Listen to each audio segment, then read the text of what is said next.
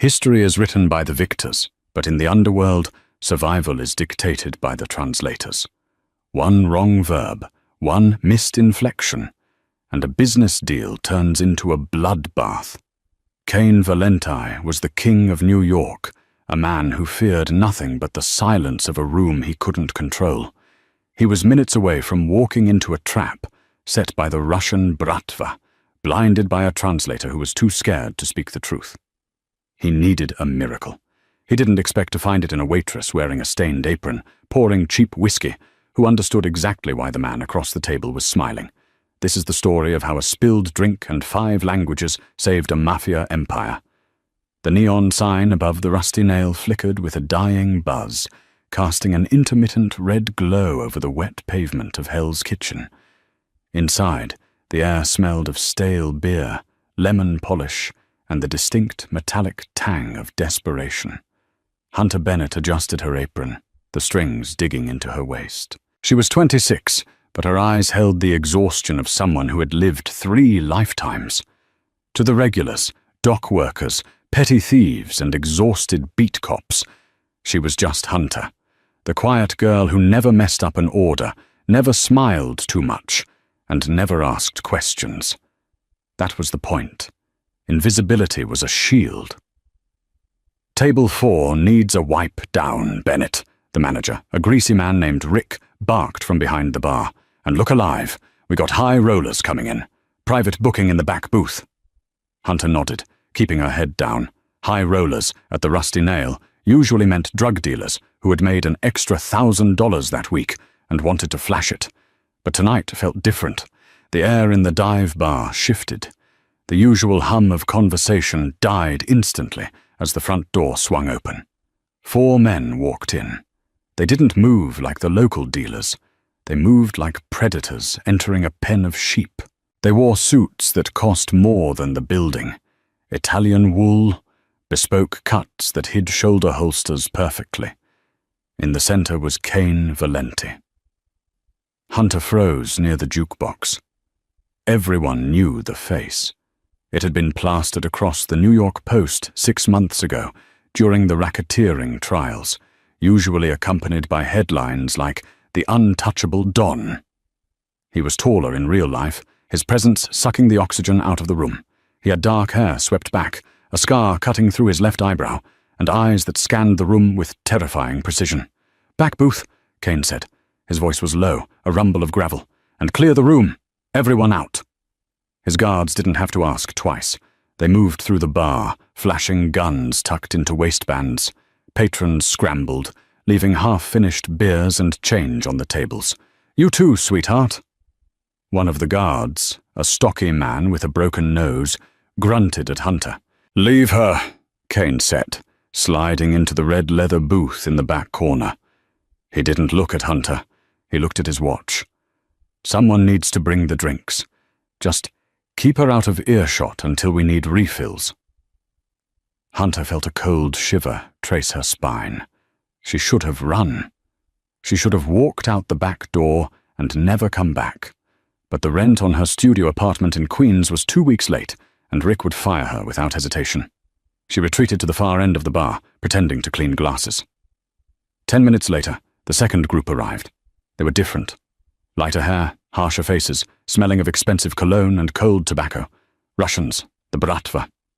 Leading them was Nikolai Volkov, a man known for feeding his rivals to pigs in the marshes of Jersey. The atmosphere in the bar became brittle. One wrong move, and the glass windows would be painted red. Cain sat opposite Nikolai.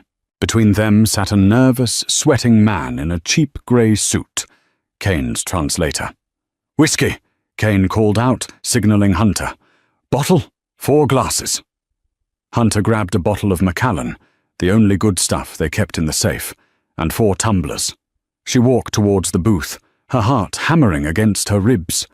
She kept her eyes on the tray. As she approached, the conversation stopped. She set the glasses down. Her hands didn't shake. She had been trained better than that. "Tell him," Cain said to his translator, leaning back, "that I am willing to open the Newark ports for his shipping containers. But the tax is 20%. The translator, a man Hunter heard them call Benny, swallowed hard. He looked at Nikolai and spoke in Russian. He says you can use the ports. He asks for 20%. Nikolai laughed. It was a wet, ugly sound. He turned to his own lieutenant and spoke rapidly in Russian, his voice too fast for Benny to catch the nuance. Tell the American dog he is dreaming. We will take the ports, and once he signs the access papers tonight, we will slit his throat in the parking lot. Hunter's hand froze on the bottle of Macallan. Nikolai turned back to Kane, smiling a wide, shark-like grin. He spoke in Russian again, slower this time, for Benny. Tell him we accept his terms. We are happy to do business. Benny, the sweat now dripping down his temple, turned to Kane. Boss, Nikolai says he is honored. He accepts the 20%. He says you are a generous man. Kane nodded, his shoulders relaxing slightly. He reached into his jacket pocket and pulled out a gold fountain pen and a folded document. Good, Kane said. Let's sign. He uncapped the pen. The tip hovered over the paper. Hunter looked at the Russian. He was gripping a steak knife under the table, his knuckles white. If Kane signed, he died. If he died, the witnesses died. That meant Hunter died. The training she had buried for 5 years, the lessons from her father, the diplomat, before he was assassinated in Belgrade, kicked in. Hunter slammed the whiskey bottle down on the table. The sound cracked like a gunshot. Don't sign it, she said. The silence that followed was absolute. Kane slowly turned his head to look at her. For the first time, he actually saw her. Not as a waitress, but as an obstacle. His eyes were the color of ice. Excuse me? Kane asked, his voice dangerously soft. Get the girl out of here, the guard with the broken nose snarled, stepping forward. He's lying to you, Hunter said, her voice steady, though her knees were trembling. She switched her gaze to Benny, the translator. And he is incompetent. Benny turned red. You shut your mouth, bitch. I speak fluent. Hunter ignored him. She looked directly at Kane. The Russian didn't say he honored your terms. He said, tell the American dog he is dreaming. He told his lieutenant that once you sign the access papers, they're going to cut your throat in the parking lot. Kane didn't move. He didn't look at the Russians. He just stared at Hunter. You speak Russian? I speak 5 languages, Hunter said, and I know that honored and dog don't sound anything alike. Nikolai, realizing the tone had shifted, barked something in Russian. What is the whore saying? Without hesitation, Hunter replied in flawless, crisp Russian. Her accent wasn't the rough street slang of Moscow. It was the refined, high-society dialect of St. Petersburg. I am telling him that you lack the honor to do business like a man, Nikolai Volkov. So you resort to knives under the table. Nikolai's face went purple. He stood up, knocking the table. Who are you? Kane raised his hand. The motion was small, but it commanded the room. His guards raised their weapons instantly, aiming them at the Russians. The Russians drew theirs. The bar became a standoff. Kane looked at Benny. Is she telling the truth? Benny was hyperventilating. Boss, They speak so fast. Dialect is heavy, I thought. Get out, Kane said. Boss, run, before I change my mind. Benny scrambled out of the booth and bolted for the door. Kane turned his gaze back to Hunter. He looked at her cheap uniform, her messy bun, the stain on her apron. Then he looked at the calmness in her eyes. Sit down, Kane commanded. I have tables to clean, Hunter said. Kane pulled a gun, a matte black Glock, and set it on the table. I said, sit down. You are my translator now. Hunter hesitated, then slid into the booth where Benny had been. She was sitting next to the most dangerous man in New York, across from the most dangerous man in Moscow. Ask him, Kane said, his eyes never leaving Nikolai, if he wants to renegotiate, or if he wants to die in a dive bar in Hell's Kitchen. Hunter turned to Nikolai. She channeled her father's voice, the diplomatic coldness that could freeze a room. Mr. Valenti wishes to know if you would prefer a new arrangement. or if you wish for this to be your final meal. Personally, I wouldn't recommend the fish. A flicker of amusement crossed Nikolai's face. He respected strength. He respected audacity. And he was clearly confused by the waitress who spoke like a czarina. Nikolai sat back down slowly. He released the knife he was holding under the table. "Tell him," Nikolai grunted, 30% tax, and I want access to the Queen's warehouse." Hunter turned to Kane. "He counters with 30% and wants the Queen's warehouse." Kane tapped his finger on the gun. "Tell him 25%, and the Queen's warehouse is full of my mother's furniture. He can have the Bronx depot." The negotiation lasted an hour. Hunter translated back and forth, filtering out the insults, smoothing over the jagged edges, and ensuring clarity. She was brilliant. She was precise. Finally, hands were shaken. No papers were signed. The trust was gone. But an accord was reached. Nikolai stood up, buttoning his jacket. He looked at Hunter with a strange expression. "You are wasted pouring drinks, girl." He left with his entourage. The door swung shut. The silence returned. Kane Valenti didn't move. He poured himself a glass of Macallan and drank it in one shot. Then he turned to Hunter. "Who are you?" he asked. "Just a waitress," Hunter said, standing up. "I need to get back to work." "No," Kane said. He stood up, towering over her. "You just saved my life, and you heard the details of a multi-million-dollar criminal conspiracy." "I have a bad memory," Hunter said quickly. "I've already forgotten it." Kane signaled his guards. "Grab her coat." "Excuse me?" Hunter stepped back. "You aren't safe here," Kane said, his voice flat. "Volkov knows your face. He knows you embarrassed him. If I leave you here, you'll be dead by morning." "That's my problem," Hunter snapped. Kane stepped closer. He smelled of gunpowder and expensive sandalwood soap.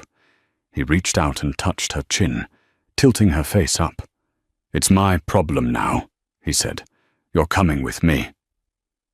Hunter sat in the back of an armored SUV, sandwiched between Kane and the window. The city lights blurred past, streaks of gold and white against the darkness. She clutched her worn canvas backpack to her chest. It contained her entire life, a change of clothes, a passport under the name Emily Vance, and a locket with a picture of her parents. "Where are we going?" she asked, breaking the silence. Kane didn't look up from his phone. He was typing furiously. "A safe house, until I figure out what to do with you." "I can't go to a safe house. I have a cat," Hunter lied. Kane glanced at her.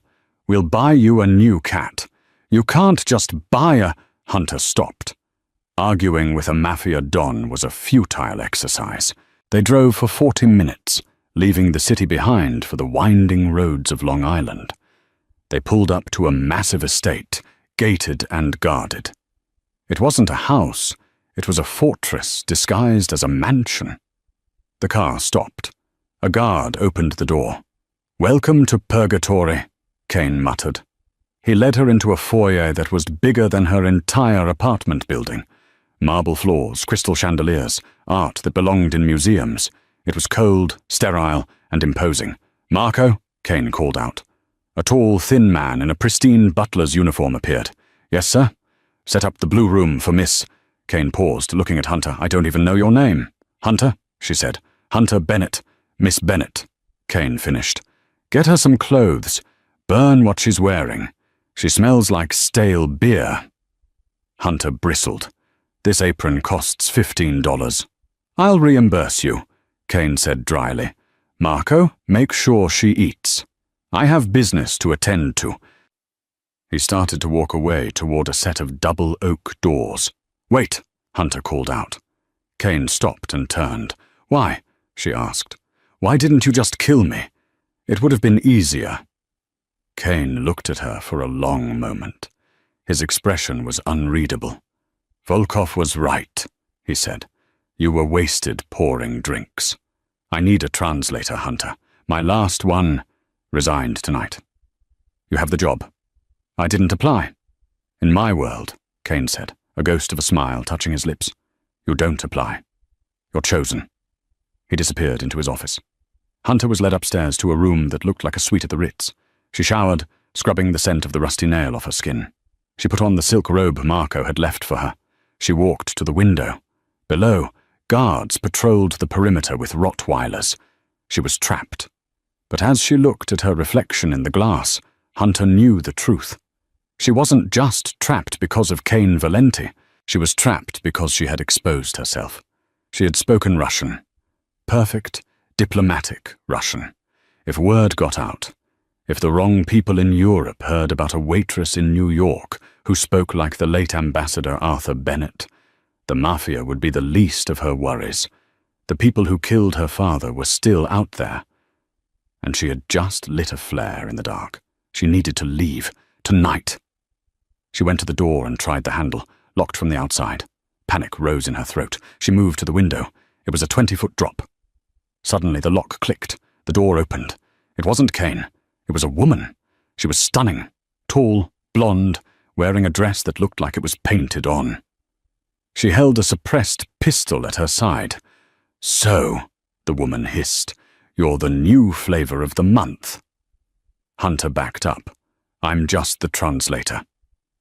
The woman stepped into the room and closed the door. She raised the gun.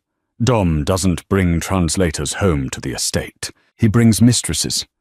And I don't like sharing." Hunter's eyes widened. She realized two things instantly. First, this woman was Cain's jealous ex or current lover. Second, she was high. Her pupils were pinpoint small. "You have the wrong idea," Hunter said, raising her hands. "I work at a dive bar. I smell like fries." "You're pretty," the woman spat, in a mousy, tragic way. "Dom loves tragic cases." She raised the gun higher, aiming at Hunter's chest. "Say goodbye, mouse." Hunter stared down the barrel of the suppressed pistol. Her heart hammered a frantic rhythm against her ribs, but her breathing remained controlled. Inhale for 4, hold for 4, exhale for 4.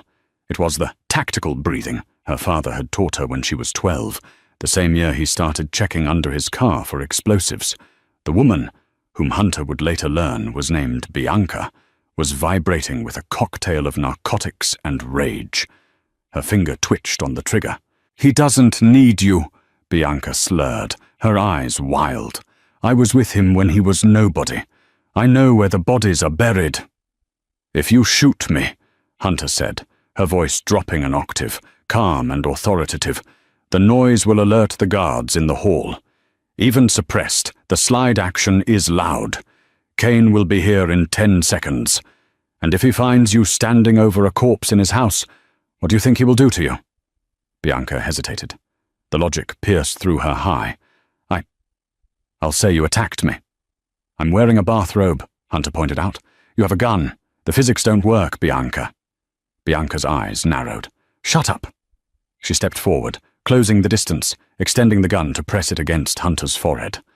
That was the mistake. You never close the distance if you have a projectile weapon. It negates the advantage. As the cold metal touched Hunter's skin, instinct took over. It wasn't a choice. It was muscle memory burned into her by private security contractors in Brussels and self-defense instructors in Vienna. Hunter's left hand snapped up, batting the barrel of the gun outward, away from her face. Simultaneously, her right hand clamped onto Bianca's wrist, twisting it violently downward while she stepped into the woman's personal space. There was a sickening snap of cartilage. Bianca screamed, dropping the gun. Hunter didn't stop. She swept Bianca's legs out from under her, driving the woman into the plush carpet. In a heartbeat, Hunter was on top of her, pinning Bianca's good arm with her knee and pressing her forearm against Bianca's windpipe. Not enough to kill, but enough to terrify. The door flew open. Cain stood there, his tie undone, his gun drawn. Behind him, Marco the butler held a shotgun. Cain took in the scene. His ex-girlfriend, a known volatile element, pinned to the floor by the mousy waitress he had picked up an hour ago. Hunter looked up, her hair falling over her face, her eyes fierce. "She has a gun," Hunter said, breathless. "It's under the bed." Kane lowered his weapon slowly. He looked at Bianca, who was sobbing, and then at Hunter. He gestured to Marco. "Get Bianca out of here," Kane said, his voice terrifyingly calm. "Put her in a car. Drive her to the airport. If she ever steps foot in New York again, she disappears." "Dom, please!" Bianca wailed as Marco hauled her up. "She attacked me. She's a witch." Marco dragged her out, closing the door. Kane holstered his gun. He didn't move toward Hunter. He stayed by the door, studying her like she was a puzzle he couldn't solve. "You disarmed her," Kane stated. Hunter stood up, tightening her robe. The adrenaline was fading, leaving her shaking. "I got lucky. She was high." "Luck is winning a coin toss," Kane said, walking into the room. He bent down and retrieved the gun from under the bed. He ejected the magazine and cleared the chamber with a fluid motion, disarming an assailant, pinning them, and controlling the airway without killing them. That isn't luck. That's training. He tossed the empty gun onto the duvet. He stepped closer to Hunter, invading her space. The air between them crackled with electricity. "Who are you?" "Hunter Bennett." "I told you," she lied, backing up until her legs hit the edge of the bed. "My father was strict. He put me in self-defense classes." Kane laughed, a short, dry bark. "I have men on my payroll who served in the Green Berets who couldn't have taken Bianca down that clean. You move like a ghost. You speak Russian like a diplomat. You handle a gun like a soldier." He placed his hands on either side of her, trapping her against the bed frame. His face was inches from hers. She could see the flecks of gold in his dark eyes. "I have enemies, Hunter. Real enemies. The Bratva, the Triads, the FBI. If you are a plant, if you are working for them, tell me now, and I will make your death quick." Hunter looked him in the eye. "I'm not working for anyone. I'm running from everyone." Kane paused. He searched her face for a lie, but he found only a raw, painful truth. He pulled back, giving her space. "Good," he said, "because tomorrow we have work to do." "I'm not your soldier, Kane." "No," Kane said, walking to the door. "You're my asset, and I protect my assets." He paused at the threshold. "Sleep. Tomorrow we're going shopping. You can't meet the French delegation wearing a bathrobe." The dress was emerald green silk, backless, with a slit that ran up to the mid-thigh. It was elegant, dangerous, and cost more than Hunter had made in the last 3 years combined. Kane stood at the bottom of the grand staircase, adjusting his cufflinks. He wore a tuxedo that fit him like armor. When he heard Hunter's heels clicking on the marble, he looked up. For a moment, the King of New York looked struck dumb. Hunter descended slowly. Her hair was swept up in a complex chignon, revealing the long, elegant line of her neck. She wore diamond drop earrings that Marco had provided from the family vault. "Don't stare," Hunter said as she reached the bottom step. "It's unprofessional." Kane cleared his throat, regaining his composure. "I'm checking for wires. Turn around." Hunter rolled her eyes but spun in a slow circle. Kane watched the silk ripple over her curves. "Clean," he muttered. "Let's go." The venue was Le Bernardin, one of the most exclusive restaurants in Manhattan. Kane had rented out the entire private dining room. In the car, Kane briefed her. "We are meeting Jean-Paul Gaultier, not the designer, the head of the Corsican Union. They control the heroin trade coming through Marseille. They want to move product through my concrete business." "And you want to say yes?" Hunter asked. "I want to say maybe," Kane said. "I need to gauge them. The Corsicans are notorious for smiling while they poison your wine. They speak a specific dialect, mixed with street slang. Can you handle it?" "I spent a summer in Corsica," Hunter said, looking out the window. "I know the dialect." "A summer in Corsica," Kane mused. "Most waitresses spend their summers at Coney Island." They arrived. The restaurant was dimly lit, quiet and tense. 4 men sat at a round table. They were older, scarred, drinking red wine that cost $500 a bottle. Jean-Paul was a heavy-set man with a moustache and eyes like beads of oil. He stood up when Kane entered, but his smile didn't reach his eyes. "Monsieur Valenti," Jean-Paul said in heavy French, "you bring a woman to a war council. Kane sat down, gesturing for Hunter to sit next to him. She is my voice. Treat her with the same respect you treat me. Hunter turned to Jean-Paul and spoke in flawless, rapid-fire French, lacing it with the rough, guttural slang of the Corsican docks. Monsieur Valenti wishes to express that while he respects the union, he prefers his business meetings to be civilized, and in America, we do not dismiss women who are smarter than us. Jean-Paul raised an eyebrow. He laughed, delighted. She has fire. Good. Let us eat. The dinner proceeded. Courses came and went. Sea urchin, truffle pasta, Wagyu beef. Hunter translated back and forth, navigating the complex negotiations. Kane was tough, demanding 40% of the distribution cut. Jean-Paul pushed for 25%. Under the table, Kane's hand rested on Hunter's knee. It was possessive, grounding. Every time she spoke, he watched her mouth, fascinated by the way she switched personalities when she switched languages. By the dessert course, the tension had eased. They were close to a deal at 32%. Then Hunter heard it. Jean-Paul turned to his lieutenant, a man named Luc, and murmured something while laughing. It was fast, quiet, and spoken in a very old, very specific local dialect from the mountains of Corsica, something almost no outsider would know. The poison should kick in within 10 minutes.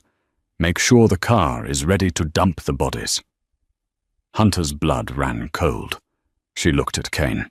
He was lifting his glass of wine, the toast to seal the deal. "Kane," she whispered in English, "don't drink." Kane froze. The glass hovered an inch from his lips. He didn't look at her, but his grip on the stem tightened. "Why?" he asked, smiling at Jean-Paul. "The wine," Hunter said, keeping a smile plastered on her face. "They poisoned the bottle. He just said it to his lieutenant." Kane set the glass down slowly. Jean-Paul frowned. "Is something wrong, Monsieur Valenti? You do not drink to our friendship?" Kane looked at Hunter. "Tell him," Kane said, his voice dropping to a lethal whisper, "that I only drink to friendship when I know I'll wake up the next morning." Kane suddenly grabbed a steak knife from the table and in one fluid motion drove it through Jean-Paul's hand, pinning it to the mahogany table.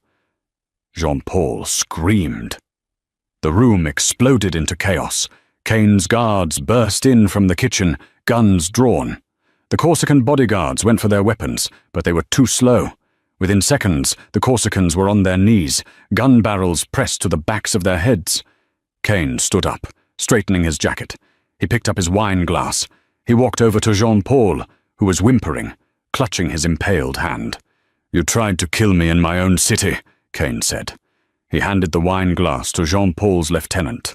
"Drink it." The lieutenant shook his head, terrified. "No, please. Drink it," Kane roared. The lieutenant took the glass, his hands trembling, and downed it. He collapsed 30 seconds later, foaming at the mouth. Cyanide. Kane turned to Hunter. She was standing by the wall, pale but composed. "You saved me again," he said. He walked over to her, adrenaline making his pupils dilated. He didn't care about the bodies, the screaming Frenchman or the blood. He grabbed Hunter's face in his hands. "Who are you?" he demanded again, but this time it wasn't an interrogation. It was awe. "I told you," she whispered. "I'm the translator." Kane kissed her. It wasn't a gentle kiss.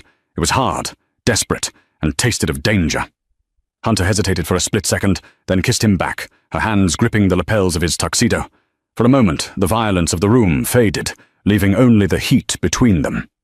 Kane broke the kiss, breathing hard. He looked at Jean-Paul. "Get them out of here," Kane ordered his men. "Leave the boss alive. I want to have a conversation with him later about manners." He took Hunter's hand. "Come on, we're leaving." "Where?" Hunter asked. "Paris," Kane said. "This hit was ordered by someone higher up than the Corsicans. We need to find the source, and you're the only one who can speak the language." The private jet soared over the Atlantic at 40,000 feet. The cabin was silent, save for the hum of the engines. Hunter sat in a leather recliner, staring at the clouds. Kane was across from her, reviewing files on a tablet. He had been quiet since they left the restaurant. "You didn't just learn French in a summer," Kane said, not looking up. "You recognized a mountain dialect used by sheepherders in Corsica." Hunter sighed. She knew she couldn't keep lying. "Not completely. My father was Arthur Bennett," she said softly. Kane's head snapped up. He dropped the tablet. "Arthur Bennett, the U.S. ambassador to Serbia, the one who was assassinated in the Belgrade bombing 5 years ago?" "Yes," Hunter said. "I was in the car behind him. I saw it happen." Kane stared at her. The pieces were falling into place. "That's why you have the training, the diplomatic corps, the private security detail." "I was groomed to follow in his footsteps," Hunter said. 5 languages by the time I was 20. Tactical driving, negotiation. But after he died, I realized it wasn't a terrorist attack. It was a hit. Someone inside the State Department sold him out. "And they know you saw it," Kane realized. "I found his journals," Hunter said. "He was investigating a money laundering ring that connected European politicians to the Mafia, a specific syndicate." "Which one?" Kane asked. Hunter looked at him. "Yours, Kane, or at least a branch of it." Kane stood up. "That's impossible. My father ran the family 5 years ago. He had a code. No politics, no terrorism." "Maybe not your father," Hunter said, "but someone close to him." The plane banked. The intercom beeped. "Mr. Valenti," the pilot's voice crackled. "We have a situation. Air traffic control in Paris just flagged our tail number. They have Interpol waiting on the tarmac." Kane swore. "They found us." "It's not Interpol," Hunter said, standing up. "Real Interpol wouldn't flag the plane. They'd wait until we docked to arrest us quietly. If they are making a scene, it's a trap. They want to separate us." "How do you know?" "Because that's how they got my father," Hunter said, her eyes cold. Kane grabbed a parachute bag from the emergency locker. "Can you jump?" Hunter looked at him like he was crazy. "Skydiving? No, absolutely not." "Well, learn fast," Kane said, strapping the rig onto her. "Because we aren't landing in Paris. We're jumping over the French countryside." "Kane, this is insanity!" "This is survival, Hunter." He pulled her close, buckling the straps. "Trust me, I won't let you fall." He opened the rear hatch. The roar of the wind was deafening. The freezing air whipped into the cabin. Below them, the lights of rural France twinkled like distant stars. "On 3, Kane yelled. "I hate you," Hunter screamed. "I know!" Kane grabbed her, and they plunged into the black void together. The world was a screaming void of freezing wind and terrifying darkness. When the parachute finally flared, it jerked them upward with bone-jarring force. Kane groaned, his grip on Hunter tightening until it bordered on painful. There were 2 heartbeats suspended in the night sky over rural France, drifting down toward an abyss of black fields. "Keep your knees bent!" Kane roared over the wind. "Roll when we hit!" The ground rushed up to meet them not as a soft landing, but as a brutal collision with frozen earth. They tumbled through a ploughed furrow, the parachute dragging them several yards through the mud before Kane managed to cut the lines. Silence crashed down on them, heavier than the noise. Hunter lay on her back, staring up at the indifferent stars, her breath pluming in the icy air. Her entire body throbbed. She felt a hand grab her shoulder, rough, urgent. "Hunter, report, broken bones." She sat up, wincing. "I'm attached, I think." Kane slumped back against the frozen dirt, letting out a dark, ragged laugh. "I hate flying. I really hate flying." They stripped off the parachute harnesses and buried them under a pile of dead brush. The cold was immediate and biting. Hunter's evening gown, hidden under the flight suit Kane had forced her into, offered 0 protection. "We need shelter," Kane said, his voice shifting back to command mode. "And we need a car. If air traffic control tracked the drop, the gendarmes are already on their way." They walked for 3 miles across the desolate farmland. The glamour of the New York skyline felt like a fever dream here. Here, they were just 2 survivors, trudging through the mud. They found an abandoned stone barn near a secondary road. Inside, It smelled of dry hay and old oil. Kane found a rusted Peugeot pickup truck under a tarp. He hot-wired it with the efficiency of a man who had stolen cars long before he bought them. As the engine sputtered to life, the heater blasted dust and lukewarm air into the cab. Hunter shivered violently, her adrenaline crashing. Kane reached over, pulling her toward him. It wasn't sexual. It was a transfer of heat. He rubbed her arms briskly. "Stay with me, Hunter. Don't go into shock." "I'm not in shock," she chattered. "I'm just realizing that my life expectancy has dropped significantly since I met you." "It's actually gone up," Kane corrected, his eyes hard on the road as he navigated them toward Paris. "Before me, you were dying of boredom. Now you're just at risk of bullets." "Comforting," she muttered. The drive was long and tense. As the adrenaline faded, the reality of their situation set in. Hunter thought about the files on the tablet she had secured in her waterproof pack. She thought about the image she had seen years ago. The ring on the hand of the man who ordered her father's death. "Kane," she said, breaking the silence. "The ring, the lion and the dagger. You said it belongs to the Moretti family." Kane's grip on the steering wheel tightened until his knuckles turned white. "Salvatore Moretti, my consigliere, my father's best friend. He bounced me on his knee when I was 5. He taught me how to tie a tie. He taught me how to shoot." "If he ordered the hit in Belgrade," Hunter said softly, "then he's been working with the corrupt factions of the government for years. He's not just a mobster, Kane. He's a broker. He sells chaos." "He sent me to the Corsicans to die," Kane said, his voice hollow. "He knew Jean-Paul would use poison. Sal probably supplied it." Kane pulled the truck to the side of the road, killing the engine. He stared out into the darkness. For the first time, the invincible Don looked shattered. "If I go back to New York," Kane whispered, "I go back to a civil war. Sal has the loyalty of the old guard. They won't believe me." "Then we don't go back to New York," Hunter said. She reached out, covering his hand with hers. "We finish it here. Tonight." Kane looked at her. "Sal is in Paris. He's attending the midnight gala at the Chateau de Lune. It's a black market auction. High security. Invitation only." "The Chateau de Lune," Hunter mused. "My father investigated that place. It's where the deals are made. If Sal is there, he's celebrating. He thinks you're dead." "We can't get in," Kane said. "We look like we crawled out of a grave. We have no weapons, no backup." Hunter smiled, a cold, dangerous expression that she had learned from watching him. "We don't need weapons, Kane. We have the tablet. We have the truth. And you have me." Underscore, underscore, underscore, underscore, underscore, underscore, underscore, underscore, underscore, underscore, underscore, underscore, underscore, underscore, underscore, underscore. 3 hours later, the Chateau de Lune was glowing like a jewel in the French countryside. Luxury cars lined the driveway. Rolls-Royces, Bentleys, Maybachs. A sleek black Mercedes pulled up to the valet. Kane Valenti stepped out. He had raided one of his emergency safe houses in the 4th arrondissement. The mud was gone, replaced by a bespoke tuxedo that fit his broad shoulders like armor.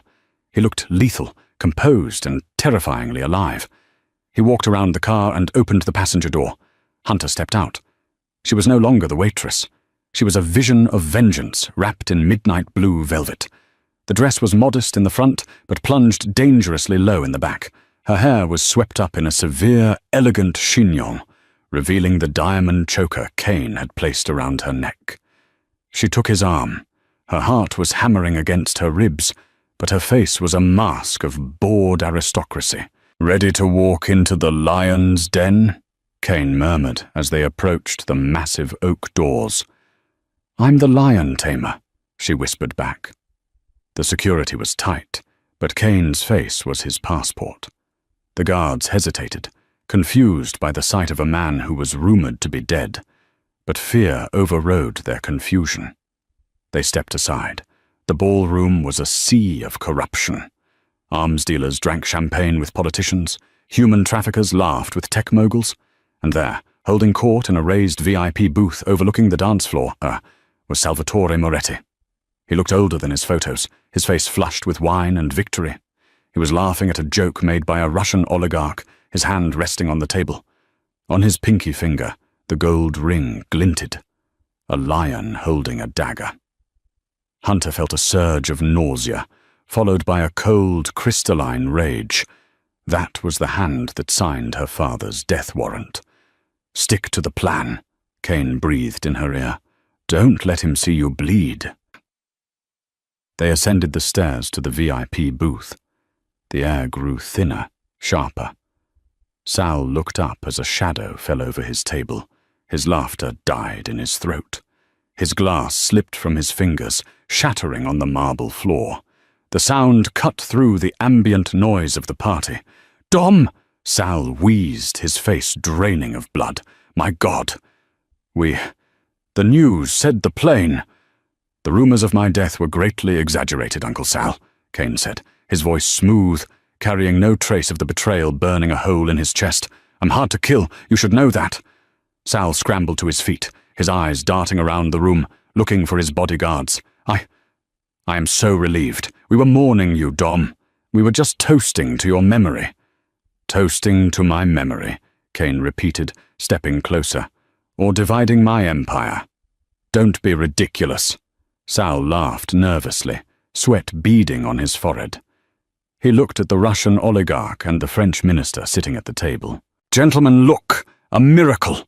The king returns!" He turned his gaze to Hunter, his eyes narrowing. "And who is this? The help?" "She's the reason I'm alive," Kane said. "And she's the reason you're done." Hunter stepped forward. She didn't look at Kane. She locked eyes with the Russian oligarch, a man named Kozlov, who controlled the energy grid of Eastern Europe. She spoke in Russian, rapid, low, and menacing. "Mr. Kozlov, Salvatore has been promising you the Valenti shipping routes in the Newark harbor, hasn't he? He told you that with Kane dead, the ports were yours." Kozlov frowned, looking at Sal. "Is this true, Salvatore?" Sal waved his hand. "She's lying. She's a nobody waitress." Hunter didn't pause. She turned to the French minister and switched to flawless, high court French. "Monsieur Minister, did Salvatore mention that he kept the recordings of your meetings, the ones regarding the Belgrade bombing? He has them stored on a secure server. He calls it his insurance policy against you." The minister stood up so fast his chair toppled over. "What did you say?" "Lies!" Sal screamed, panic cracking his voice. "She is poisoning you against me. Guards, kill them. They are imposters." 4 of Sal's personal guards drew their weapons. The music in the ballroom stopped. The crowd gasped, backing away. Kane didn't flinch. He didn't even reach for a weapon. He simply pulled the waterproof tablet from his tuxedo jacket and tossed it onto the center of the table. It slid across the marble and stopped in front of the Russian oligarch. "The files aren't on a server," Kane said, his voice projecting across the silent room. "They're right there. Hunter decrypted them on the drive over. Every bribe, every hit order, every betrayal." He looked Sal in the eye. "You broke the code, Sal. You sold out the family to politicians. You killed Arthur Bennett. And you tried to kill me." Sal looked at the tablet, then at the furious faces of his allies. The Russian oligarch picked up the tablet. He looked at the screen, then looked at Sal with eyes like a shark. "You recorded me?" Kozlov asked, his voice a quiet rumble of death. No, listen to me." Sal backed up, holding his hands up. "It's a bluff. The tablet is probably blank." "Open it," Hunter challenged. Sal lunged for the tablet, but the French minister's bodyguard intercepted him, shoving him back into his chair. "It's over, Sal," Kane said softly. "You can't do this to me, Dom," Sal pleaded, tears mixing with the sweat on his face. "I raised you. I did it for the family. We needed to modernize. We needed to be in politics." "You didn't do it for the family," Kane said. "You did it for yourself." Kane turned to Hunter. "Let's go." "You're leaving?" Sal shrieked. "You can't leave me here with them. They'll kill me." Kane paused. He looked back at the man who had been a father to him. There was no hate in his eyes anymore, only a deep, exhausting pity. "In our world, Sal," Kane said, "death is the easy way out. I'm leaving you with the people you betrayed. That is a fate worse than a bullet." He offered his arm to Hunter. "Shall we?" Hunter looked at Sal one last time. She saw a small, terrified old man. She thought of her father, dying in a car bomb in Belgrade. She thought of the years of hiding. "Goodbye, Salvatore," she said. They turned and walked away. They walked down the grand staircase, heads held high, moving with a synchronized grace that made the crowd part like the Red Sea. They walked out of the heavy oak doors, past the confused security, and into the cool, biting air of the French night. Behind them, inside the Chateau de Lune, the screaming started. Then the distinct, muffled pop of a silenced pistol. Then silence. Kane didn't look back. He walked until they reached the black Mercedes. He leaned against the hood, letting out a breath that seemed to carry the weight of 20 years. He looked up at the moon. "He's dead," Kane said. It wasn't a question. "Yes," Hunter said. She stood next to him, the adrenaline draining away, leaving her trembling. Kane turned to her. He saw the tremor in her hands. He reached out and took them, pulling her close. His eye searched her face, mapping every inch of it. "You were incredible," he whispered. "You took down the old regime with 3 sentences." "I told you," Hunter said, her voice shaky but proud. "I know the language of diplomacy, and the language of war." "You're the most dangerous person I've ever met," Kane said. He brushed a stray lock of hair behind her ear. "And I employ hitmen." "Does this mean I get a raise?" she asked, trying to joke, though her eyes were wet. "No," Kane said seriously. "It means you're fired." Hunter froze. "What?" Kane stepped closer, eliminating the space between them. He wrapped his arms around her waist, possessing her completely. "I can't have you on the payroll, Hunter. It's a conflict of interest." "Conflict of interest?" she repeated, breathless. "I don't want a translator," Kane said, his voice rough with emotion. "I don't want an employee. I want a partner. I want a queen. I want you to wake up next to me every morning and tell me I'm an idiot in 5 different languages." He leaned down, his forehead resting against hers. "I love you, Hunter. I think I've loved you since you slammed that whiskey bottle on the table." Hunter looked at him, really looked at him. She saw the scars, the danger, and the overwhelming loyalty. "The hours are going to be terrible," she whispered, "and the retirement plan is non-existent." "But the benefits," Kane murmured, brushing his lips against hers, "are to die for." Hunter grabbed his lapels and pulled him down. "Deal." She kissed him. It wasn't the desperate kiss of survival, nor the terrified kiss of the plane. It was a seal, a contract written in breath and heartbeat. The waitress from Hell's Kitchen was gone. In her place stood the matriarch of the Valenti crime family. And as they stood there in the moonlight, Hunter knew that for the first time in her life, she didn't need to translate anything. The silence was perfect. And just like that, the waitress who was invisible became the most powerful woman in the syndicate. Hunter Bennett didn't just translate words. She translated power, loyalty, and love in a world that rarely understood any of them. Kane Valenti found his voice, but more importantly, he found the one person who could understand his silence. From a dive bar in New York to the gala halls of Paris, they proved that the most dangerous weapon isn't a gun. It's the truth, spoken in the right language. If you enjoyed this twisting saga of mafia romance, betrayal, and redemption, please hit that like button. It helps us create more stories like this. Don't forget to subscribe and turn on the notification bell so you never miss a chapter. What would you do if you found out your boss was a mafia don? Let us know in the comments below.